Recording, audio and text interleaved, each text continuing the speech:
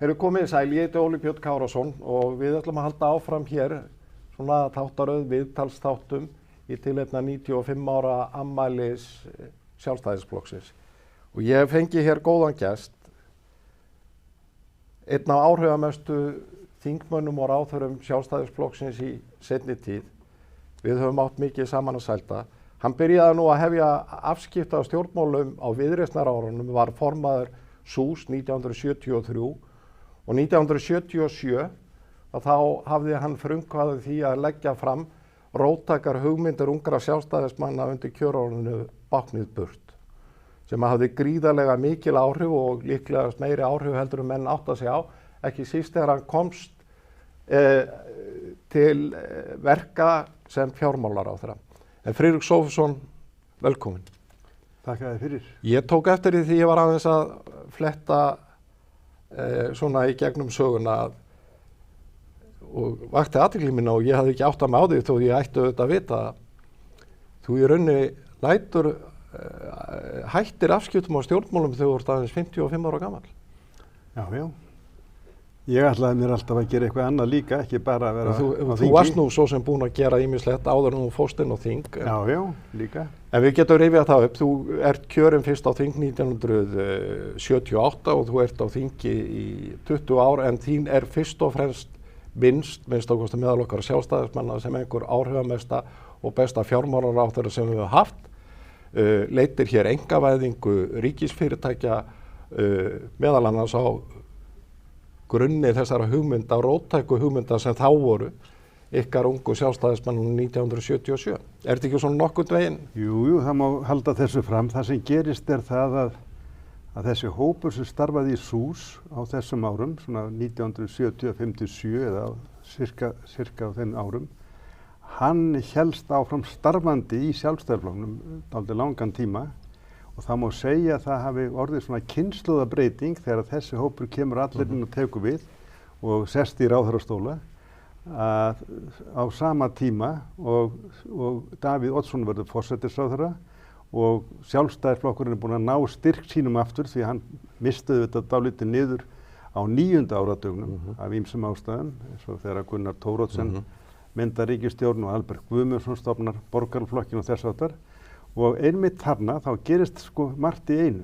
Þetta sem minnist á að menn sem voru aldrei upp saman í flokknum sem ungir menn hafðu sömu hugmyndir, skildu hverjir aðra, vissu nákvæmlega hvað þeir vildu gera, að þeir koma inn og Alþýðuflokkurinn sem var undir stjórn Jóns Baldvins á þessum tíma, hann hafði eiginlega fengið leið á samstarfinu við hina vinstri flokkana og kaus að starfa með Sjálfstæðisflokknum 1991 þegar Viðeyjarstjórnin er mynduð.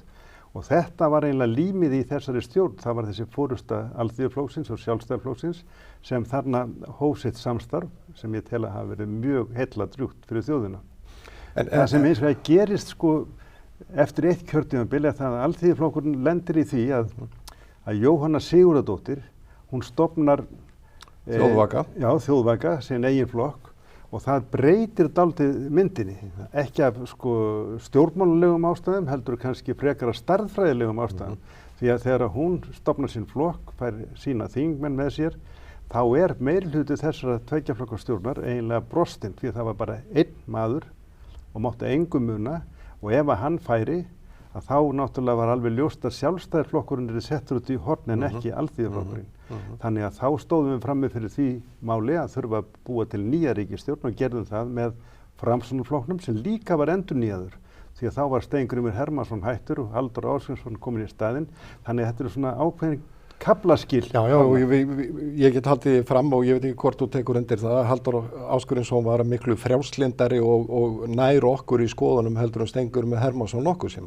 Það er alveg hárrétt og náttúrulega kemur bara fram í atkvæðagreiðslu þinginu þegar verða að greiða atkvæðum EES að þá situr Halldór hjá þótt formaðurinn og nokkrir aðrir í kringum hann greiði atkvæði í gegn. Þetta er ákveðin uppreisn og ég er ekkert viss að Steingrímur að endilega fyrirgefið Halldór þetta sem að má svona aðeins sjá í ævisögu þegar hann fjallar þetta tímabil. En get ég haldið fram þegar þú sest inn í fjármálaráðuneytið sem er í mínum huga og ég hugga flestir séu sammála því, veigamesta og mikilvægasta ráðuneyti fyrir utan forsætisráðuneyti hugsanlega. Sestu þar inn, þú ert þá bara ungur maður í raun, ríkisfjármálun ekki á góðum stað og við höfum einhvern veginn sögulega höfðum við ekki náð einhverjum tökum á ríkisfjármáluna eins og við höfðum ætlað okkur að gera, og þá ég að tala ekki okkur sem sjálfstæðismenn heldur okkur sem þjóð, að þá ertu með leiðavísin frá 1977 undir kjörorðinu bákni burt. Já, að sjálfsögðu, en þú verður að muna það líka að forsætisráðherra var talsvert yngri en ég og fleiri ráðherrarnir, Þorsteinn Pálsson, þeir eru svo að segja jafnaldrar, þannig að þetta voru ungir menn sem þarna voru á ferðinni og það tiltölulega stutt síðan, sem bara miða við 1977 sem þeir störfuðu saman og mótuðu þessa stefnu. En þessi stefna var líka í umhverfinu. Við verðum að hafa það í huga að svona þetta leyti, 1974 og 5, þá falla Nóbelsverðlaunin í hagfræði til 2 manna sem voru miklir áhrifamenn í heiminum þessi mál, annars vegar Friedrich Hayek og hins vegar Milton Friedman. Þeir fengu þarna bara 2 ár í röð Nóbelsverðlaunin og það var svona ákveðin breyting sem var að eiga sér stað og stjórnmálamenn eins og Margaret Thatcher og Ronald Reagan að þeir beittu sér mjög eindregið fyrir þessari stefnu og það sem meira var að eftir að Thatcher hættir 1997 og verkamannaflokkurinn tekur við í Bretlandi, þá verður engin stefnubreyting að neinu marki. Tony Blair tekur bara upp þessa stefnu og fylgir henni eftir. Og það sama hér á landi að alþýðuflokkurinn að minnstakosti og jafnvel samfylkingin, ég skal ekki við það segja, voru ekkert á móti þessari stefnu sem þarna var rekin, sem gekk auðvitað út á það að draga úr ríkisumsvifunum, nota það sem við töldum vera gott úr markaðskerfinu og ná tökum með meiri aga í ríkisfjármálunum og að þessu var stemt og við höfðum ýmis verkfæri í höndum og ekki síst þau sem við vorum að reyna að smíða sem, ég má segja, ungir dreykir í heimtalli og sús. Ég var að rifið upp áður við byrjuðum þessa upptöku að í þínu fyrsta framboði 1978 þegar kjörin fyrst á þing, að þá ertu meðal annars sendur á vinnustæði eins og við erum allir sendir á og hérna bara gegnum og gerum það sem okkur sagt og þú fær það verkefni meðal annars að heimsækja landsmiðina sem þá var í eigu ríkisins og fékkst frekar kaldar móttökur frá þessum starfsmönnum sem að þarna væri komið maðurinn sem að væri búin að boða byltingu hér, einkavæðingu ríkisfyrirtækja, að draga ríkið sem mest út úr starfsemi sem að einstaklingar væru betur til þess fallnir. En svo nokkrum árum síðar þegar þú stóðum í fjármálaráðherra þá seldur fyrirtæki og hverjum seldur? Jú, þessum starfsmönnum sem að voru nú ekki mjög velviljaðir þegar þú komst fyrst í heimsókn. Já. Sko við byrjuðum þessa vegferð á að taka léttustu fyrirtækin og þarna Landsmiðjan í beinni samkeppni við mörg önnur samskonar fyrirtæki, þannig að það lá náttúrulega beint við að byrja þar. Nú ég fór þannig á fundinu, það var mjög skemmtilegur, það voru ekki margir blaðamenn á þessum fundi en það var einn frá Þjóðviljanum sem greinilega hafði fengið að vita af þessum fundi og ég man eftir því, þetta var tekist aldrei harkalega á í þessum efnum, að þeir spyrja akkur að vera að velja okkur og selja allt frá okkur og svo framvegis. Og ég bara fylgdi þessum rökum sem við höfum notað í þessum málum. Og þá man ég eftir að það kom vísa í Þjóðviljanum daginn eftir sem fjallaði heilmikið þennan fund og ég held að hún hafi verið svona: á því tel ég varla von að vinni þjóð til muna ef að Friðrik Sófusson selur Landsmiðjuna. Ég man ég hef alltaf gaman að þessu og svo það alveg hárrétt hjá þér að þeir komu til mín í heimsókn, starfsmenn Landsmiðjunar, eða svona þeir sem voru yfir þar, meira á að minna, ágætir menn náttúrulega, og þá kom í ljós að þeir viðurkenndu það að það væri nú líklega ekki grundvöllur fyrir þá að taka við þessu starfsemi þó þau vildu það, nema að ég vissi það að það það að segja upp nokkuð mörgum mönnum. Og það athyglisvert að þá hafi það gerst og þeir bara sögðu frá því að þeir hefðu verið beðnir í gegnum tíðina af stjórnmálamönnum, ekki síst þeim sem höfðu yfir Landsmiðjuna að segja, að taka við hinum og þessum starfsmönnum sem fengi ekki vinnu annar staðar og stundum vegna þess að þeir áttu við böl að eiga eins og það þeir drukku mikið eitthvað þess að og menn sjá náttúrulega sko hvers konar mórall verður til á slíkri verkstöð sem síðan á að vera í samkeppnisrekstri við einkaframtæki, það gengur ekki upp. Og það endaði með því að þeir keyptu landsmiðjuna og síðan sameinaðist hún að öðrum eins og gengur og gerist bara í þessari grein. Þetta alveg hárrétt hjá þér. En þegar þú lítur yfir þennan feril og þegar það kemur að einkavæðingunni, þetta var eins umdeilt og það voru mikil átök á þingi og í samfélaginu þessa hugmyndafræði og svo framvegis, en þið kvikuðu aldrei. Þið hélduð kúrs, þið voru sannfærir að markmiðið væri rétt og þið hélduð áfram þó að það væru brotsjóir sem heldur betur skullu á okkur stundum. Já, enda vorum við alveg sanntrúaðir í þessu. Við höfum fjallað mjög lengi þetta og við sáum hvernig þetta gerðist annar staðar. Við verðum að hafa það í hug, við vorum ekki einir í heiminum. Það voru til dæmis alþjóðlegar stofnanir eins og Bretton Woods stofnanirnar, þær mæltu mjög eindregið með því að þjóðir tæki upp meiri einkavæðingu og færði sig meira yfir markaðshagkerfið heldur en að þær hefðu gert fyrr og af þessum ástæðum þá vorum við vissum við að það var stuðningur við þetta. OECD var með sérstaka skrifstofu til þess að aðstoða þær þjóðir sem voru að færa sig yfir.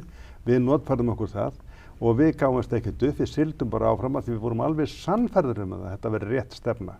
Auðvitað var andstæð, ekki síst hjá þeim sem að kannski voru fulltrúar opinberra starfsmanna. Ögmundur Jónasson, hann var náttúrulega yfirlýstur andstæðingur alla tíð. En smám saman... Það hefur ekkert breyst. Það hefur ekkert breyst og ég held að hann breytist ekkert við hann af, ég held að þannig sé það nú. En þetta sáu menn smám saman, meira að segja Steingrímur J. Sigfússon hefur lýst því yfir að hann sé ekkert á móti einkavæðingunni, hann telur bara að það veri gengið á langt hér og hvar. Þannig að þessi stefna, hún sildi áfram, Framsóknarflokkurinn studdana, Alþýðuflokkurinn studdana, þannig hún átti yfirburða stuðning á Alþingi þó að nokkrir væru heldur á móti þessu. Ég held því fram að þessi umfangsmikla einkavæðing sem átti sér stað, ég held að vísu að þið þurfti að ganga enn lengra en látu það líka með til hluta, hafi einmitt verið ein af þessum mikilvægu undirstöðum þess að við náðum hér alveg ótrúlegum lífskjara bata hér á tiltölulega skömmum tíma. Já, fyrst ber nú þess að geta, það var ekki bara fjármálaráðherrann sem stóð í þessu. Forsætisráðherrann fékk það hlutverk að leiða nefndina sem að sá einkavæðinguna og í þeirri nefnd voru fjármálaráðherrann og viðskiptaráðherrann, þannig að það verið að geta þess að þetta var sameiginlegt verkefni.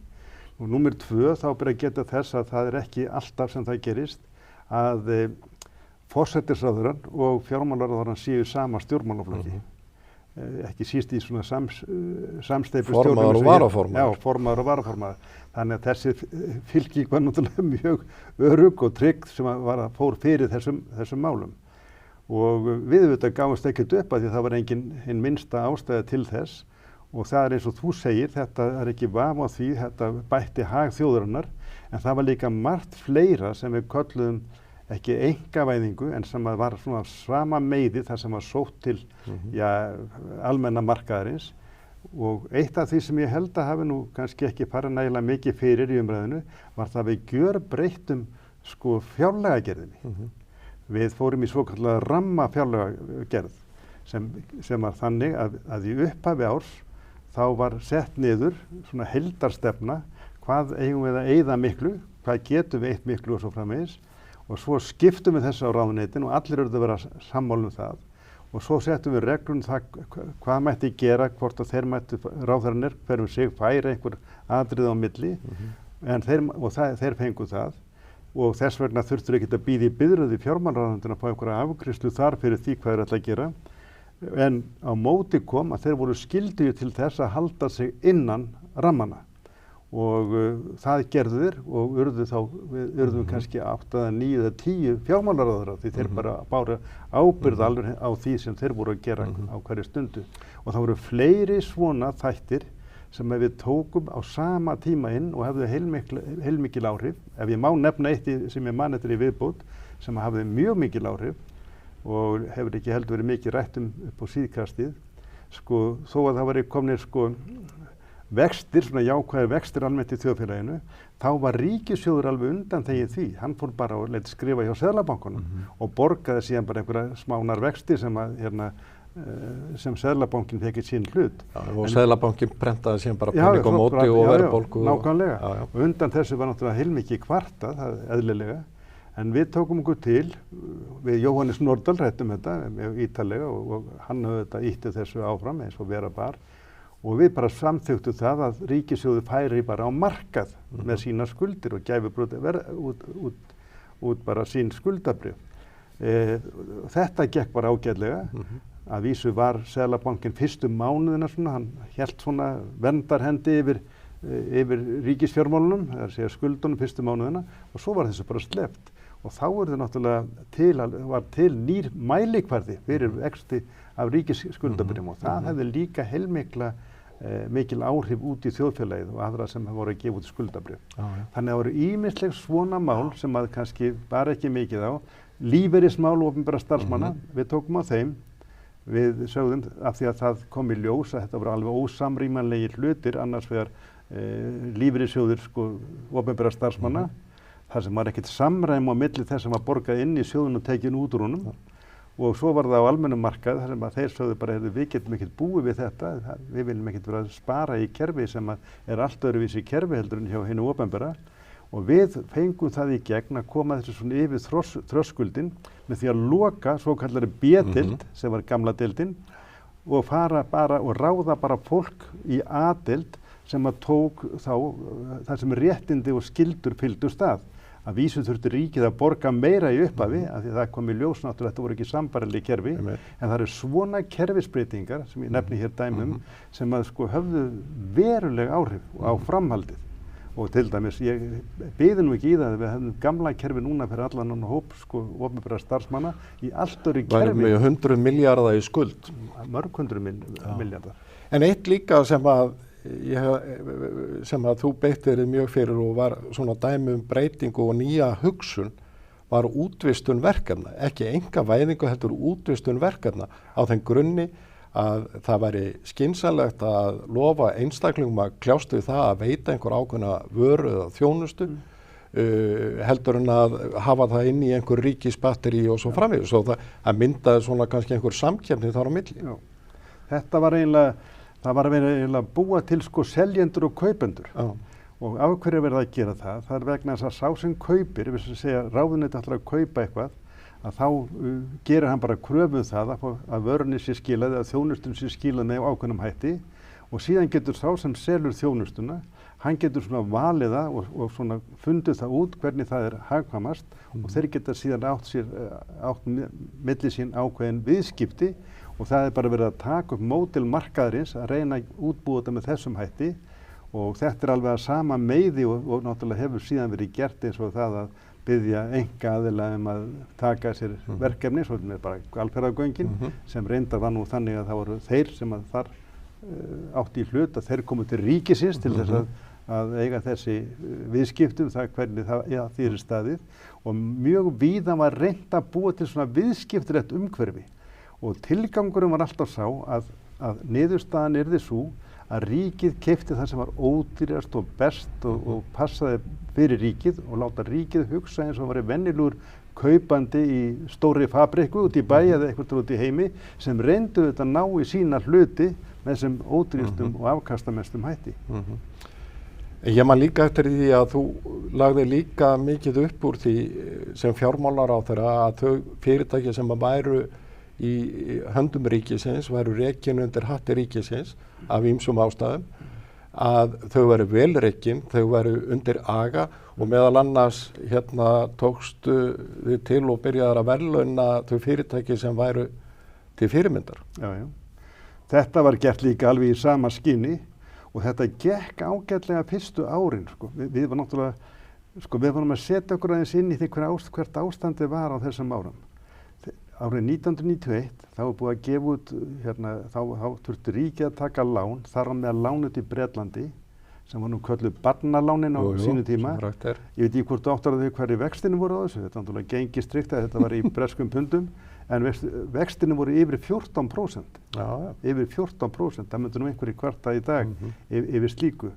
Og það sáu allir að það var ekki hægt að halda svona áfram. Og unga fólkið á Íslandi þá, að það hræddist þessa erlendu lántöku og háu vexti.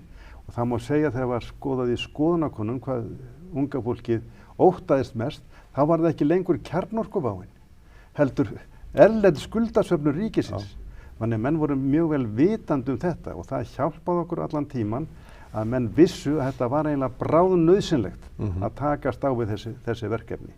Og okkur tókst það vel framan af, en svo eins og alltaf gerist, að þegar að menn eru búnir að ná sko því að ríkissjóður er rekinn ekki lengur með halla, heldur með einhvern rekstrarafgangi, að þá er það sumir hjá ríkinu sem segja, já, nú erum við bara búin að gera við nóg, þarf nokkuð að vera að halda áfram. Það kemur alltaf að þessum tíma sem við þekkjum þegar við segjum það þarf sko sterk bein til að þola góðu dagana. Þá er alltaf mikil hætt á því að ægin hverfi og það skiptir miklu máli að það sé alltaf verið að breyta til að láta menn og alla standa á tánum, vera á tánum til þess að fást við þessu verkefni og hugsa ríkissjóð eins og við sem að reka okkur eigið fyrirtæki bara á markaði. Þetta var reynt, en auðvitað kemur svo að því að verða breytingar og við þekkjum alltaf þá sögu sem síðan hefur orðið. En þetta er mjög mikilvægt. Ég stundum notaði svona dæmi frá bara því sem ég hefði lesið í bókum. Eitt sem ég man eftir þegar maður notaði oft var það þegar maður var að ræða við ákveðna menn og hvernig þetta að gera hlutina. Þá rifjaði það upp sem Peter Drucker sagði. Hann sagði, jú, það er alltaf mjög mikilvægt að gera hlutina rétt, en það er miklu mikilvægara að gera réttu hlutina. Í þessu sko svo stórkostlegur sannleikur, því getur verið að eyða alveg rosalega löngum tíma að reyna að gera það sem við höfum verið að gera rétt og laga það til, en ef við hugsaum aðeins stærra og dýpra, þá komumst við kannski að því, við getum bara sleppt því að eiga við þessa. Við erum bara ekkert að vinna með réttu hlutina, ef ekki bara snúa okkur einhverju öðru sem hefur miklu meiri þýðingu fyrir ríkisfjármálin. Svona lagað er hægt að hugsa. Annar hugsuður. Þetta er nú góð skilabóti þeirra sem núna eru í þessu verkefni. Já, ég get hugsað þannig beinlínis. En ég man eftir öðru, og það var þegar að Björn Friðfinnsson, fyrrverandi ráðuneytisstjóri, sagði, það var ansi gott. Hann sagði sko, þið verið að átta ykkur á því að opinberar stofnanir þær hafa þann eiginleika að öðlast eilíft líf. Það sem að var að gagnrýna þar, og ég hef oft hugsað þetta, var það að við búum til einhverja stofnun. Við erum voðalega mikið í því að búa til það nýjar stofnanir til að gera einhverja hluti sem að hafa komið upp. Leysa einhverja vinnu sem að vel gæti gert bara með því að biðja einstakling eða biðja einhverja að koma saman og gera þetta sama. Hann sagði þetta að það sem að gerðist mjög oft var þegar eitthvað fyrirtæki eða eitthvað stofnun væri búin að skila sínum árangri og niðurstöðu, að þá kæmi yfirmaðurinn eða ráðherrann og segði, heyrðu, við skulum láta þessa stofnun gera bara líka þetta. Og smám saman þá var stofnun sem byrjaði svona, hún stækkaði og var farin að gera hluti sem kannski ekki þurfti að vera að gera. Það er þetta ofboðslega, það eru svo lífsegar þessar stofnanir. Og vandinn til dæmis með, svo ég komi nú einmitt að öðru, sko vaninn er svo ofboðslega sterkur í okkur. Ég nota stundum dæmi sem bara þegar ég var komin inn á þing og ég held að það hafi verið bara upp úr 1980, þá kom einhver þingmaður með þá tillögu að það mættu aðrir heldur en tóbakseinkasalan sko selja eldspýtur. Hugsaðir, það fengur sko í öllum búðum gastu keypt kveikjara, en eldspýtur skildu fara í gegnum hendurnar á þessari stofnun af því það hefði verið gert frá því á millistríðsárunum þegar allt lenti nú í höndunum á ríkinu. Og ég man vel eftir þessum tíma, það var fyrst og allar eldspýtur bara sænskar á fluttarinn, svo eru þeir eitthvað aðeins öðruvísi og svo komu rússneskar eldspýtur og loksins kínverskar. Ég veit ekki hvort þú margt þetta, það var með svona mynd utan á eldspýtustokkunum með kínversku tákni og ég spurði nú einhvern hvað þetta þýddi, einhver sem þekkti kínverskuna. Jú, þetta þýddi double happiness eða tvöföld hamingja. Og við ræddum þetta og sagðum, já, við skiljum þetta núna. Sko, fyrsti hluti hamingjunar það hvort við getum kveikt á eldspýtunni. Vegna þess að það var nú bara ekkert sérstaklega auðvelt. Seinni hluti hamingjunar, hún birtist í því og okkur tókst að slökkva í fötunum okkar. Því að það spýtust fósfatið út í fötunum, var alltaf að reyna að drepa í eldinu sem þar myndaðist. Það margar svona sögur sem geta sagt okkur hvað við stundum í viðjum banan. Við bara hugsum ekki út fyrir boxið eins og sagt núna. Það skiptir miklu máli og það gátt þessu hópur sem var á þessum tíma að starfa að þessum málum. Það svona fer að styttast í þessu hjá okkur, Friðrik. Það nú tilefni til að taka aðra sessjónu, jafnvel fleiri, en láta það leggja til hluta. Þegar þú horfir yfir svona ferilinn, stjórnmálaferilinn, 20 ár og síðan í rauninni miklu lengri en 20 ár á þingi og stærstu hluta sem ráðherra og síðan varaformaður Sjálfstæðisflokksins. Og eins og ég sagði áðan, einn áhrifamestu þingmönnum og ráðherrum okkar í seinni tíð. Hvað ertu stoltastur af? Af hverju ertu stoltastur? Og hvað hefur kannski viljað gera öðruvísi ef þú hugsað tilbaka? Eða er tilfinningin rétt að þú sért sáttur við svona þennan feril sem að þú áttir í stjórnmálum? Já, ég bara mjög sáttur við það. Auðvitað það svo að maður hefði kannski viljað sjá eitthvað öðruvísi gerast. Þó það nú. Já, ég segi það. Maður getur ekkert varist því að það hefur skemmtilega að geta gert eitthvað meira og öðruvísi og maður á bara að viðurkenna það. En ég átti mjög gott með að starfa með því fólki sem ég starfaði með og þessu formunum. Sko, ég var sko varaformaður hjá 3 formönnum Sjálfstæðisflokksins. Ég byrjaði hjá Geir Hallgrímssyni og síðan Þorsteini Pálssyni og loks hjá Davíð Oddssyni. Og mér fannst að mér ganga mjög vel að starfa með þeim öllum. En það var auðvitað á tíma Davíðs sem að hlutirnir fóru að gerast miklu meira í þá veru sem maður hafði dreymt að myndi gerast. Svo náttúrulega þegar ég fór að líða þetta sá ég kannski maður var svona búinn með, hvað maður að segja, með sína innstæði í þessu öllu saman og fór að hugsa það 55 ára gamall, ætli ég endi ekki bara sem forseti Alþingis ef þessu heldur áfram og þá langaði mig bara til að hætta og byrja á einhver öðru og gerði það og var mjög sáttur við það sem ég... Já, áttir mjög glæsilega fyrir sem forstjóri Landsvirkjunar sem nú eitt mikilvægasta fyrirtæki þessa lands. Ég hef mjög gaman að því líka. Sko. Já, ég ger mig grein fyrir því. Við ætlum ekki að ræða orkumálið þó að þau séu mikilvæg núna, en bara eitt lokum. Nú erum við auðvitað á þeim stað sem við erum, Sjálfstæðisflokkurinn.